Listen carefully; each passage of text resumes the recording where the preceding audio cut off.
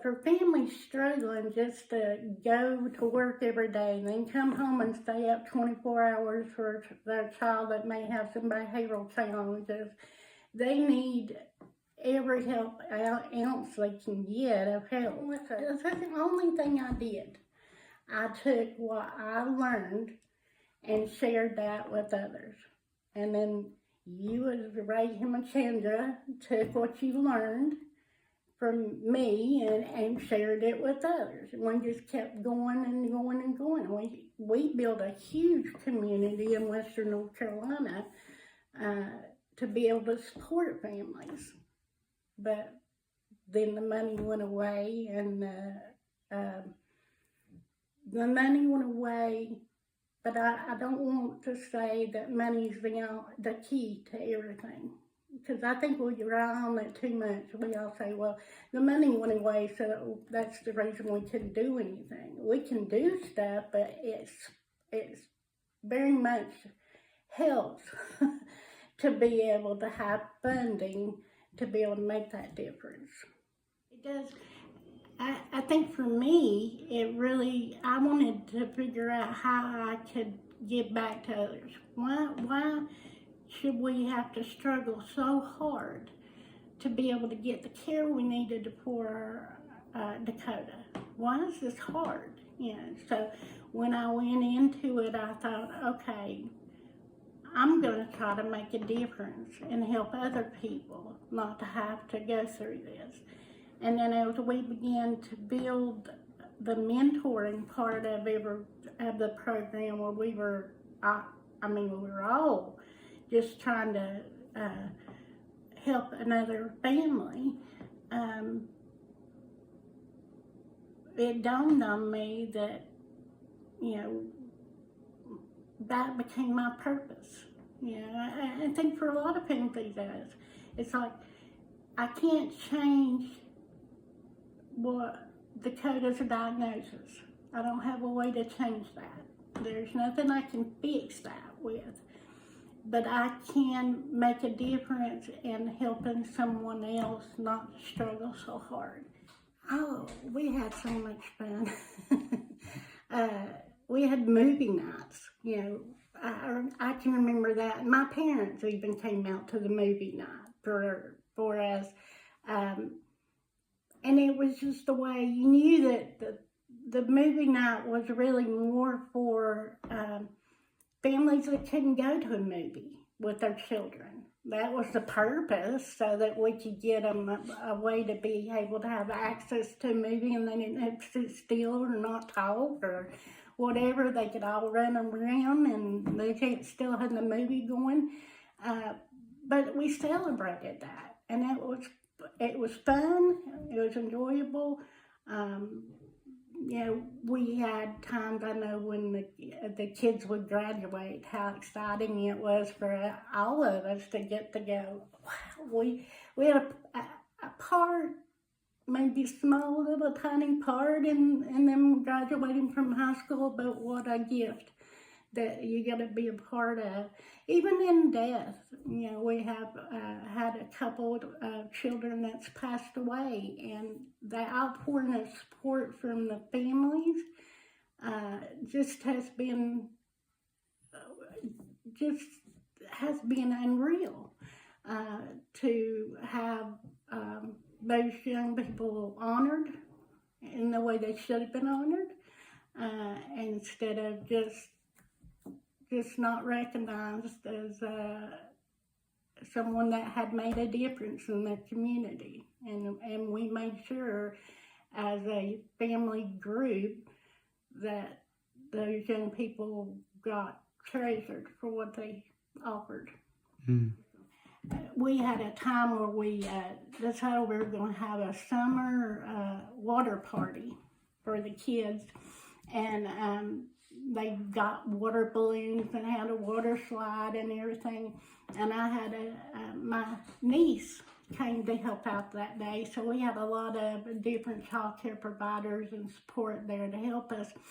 And Nicholas was with us, And he would say stuff, but he would just look at me, you know, and I remember that day Julie said, get him, Nicholas, get her. And I said, you better not get me. And he threw a water balloon at me.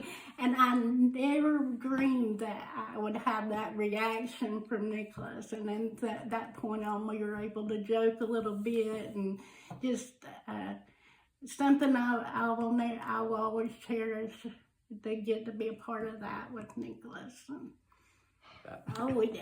we always had the opportunity. It was surprising. The whole community wanted to be a part of our families. They really did. You know, I think a lot of people thought they didn't, but they really wanted to come in and do what they could to help us.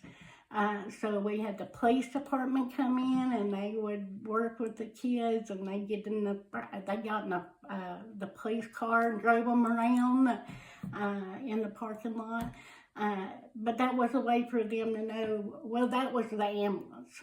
They got to get in the ambulance and drive around. So that if they ever had to ride in the ambulance, the child had some exposure to it. And actually, Dakota said that to us the first time he had to ride ambulance. He said, oh, I already did this one time before. So it made a huge difference. I was able to see it in my own life. But the police department, they did the dental, and had the dental groups come in. People, most of the time, we were able to get food provided. They would provide food for us, you know. And I was trying to think some of the others they did. I know we had, I can't remember the name of the group, but they bought bicycle helmets, and all of the kids got to have a bicycle helmet. So that way we knew that they were safe on their bicycles. And even the politicians came out. You remember when we did that? But it didn't go very well. We didn't get as many as we wanted there because there's too many political things that besides us. But the families really were able to come together and tell a story from birth to transition to adulthood through their own stories. And it was so neat to see the families do that. We definitely educate the families on guardianship and on Social Security and things like that. But now as we're going into having a lot of young people and parents that are faced with end-of-life care. And I think we're going to see a whole lot more of that, where we've got a lot of families that are going into end-of-life care, and we've got self-advocates that are going to be at home needing support.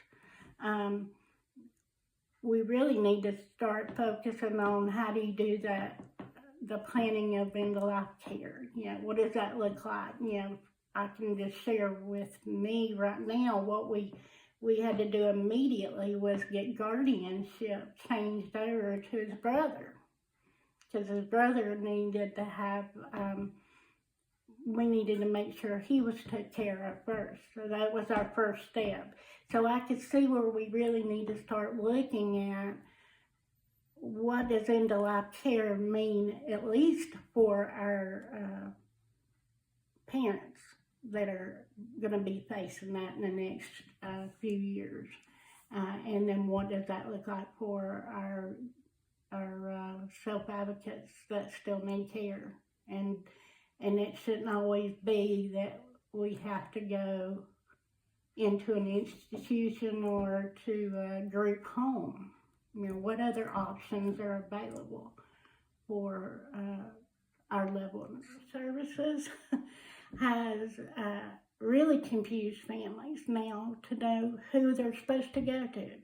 So we have a case manager for Medicaid. We have a case manager that handles the waiver services. We have a case manager that handles Medicare, if they're under Medicare. And no one, when you call, really understands the system that they're supposed to know. that they're supposed to know. That's all I think. They should know what their system is that they're supposed to be covering, but they don't. Families don't have a place to go right now. They really don't, to get the information that they need. Oh man, I could see what we could do for families. I mean, we can make such a difference for all families, and the families that have our self-advocates could have peer support. We made that work. We know how to make this work. We just need to have the funding and the support to be able to get it up and going again.